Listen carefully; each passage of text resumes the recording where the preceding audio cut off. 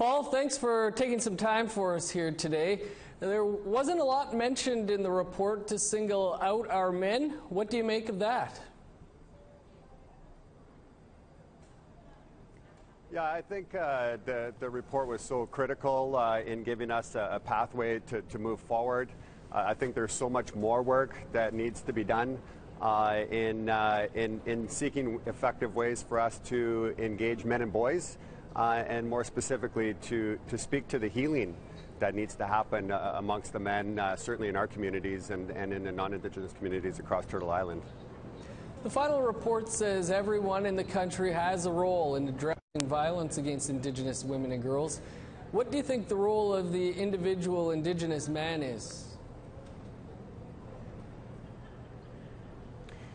Yeah, I mean, you know, I was expecting to read the report and see an underlying message that men need to stop hurting women. And I think that's a fundamental reality that we can't get away from. And it's really important that we, each and every one of us as men, look in the mirror and, you know, really be honest with ourselves about how we think and feel about women, and specifically how we think and feel about Indigenous women, and all of us can reach for our higher selves. And I think, you know, the light is shining bright on us as men, and not just in the MMIW report context, but in the broader Me Too movement. So the time is now for each and every one of us as men and boys to step up and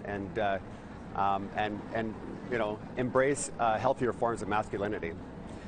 Do you think there are other things that men can do collectively to take this issue on?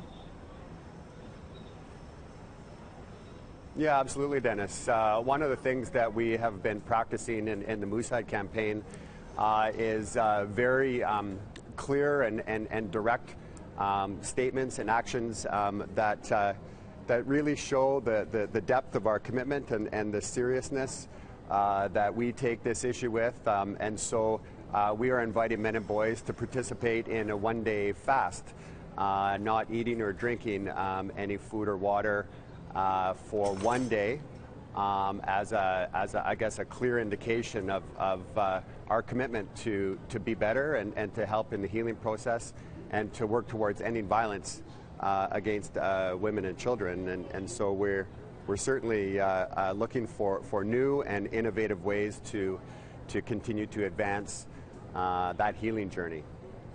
Paul, we'll have to leave it there. Thanks so much for taking some time for us. Yeah, thanks so much for having me.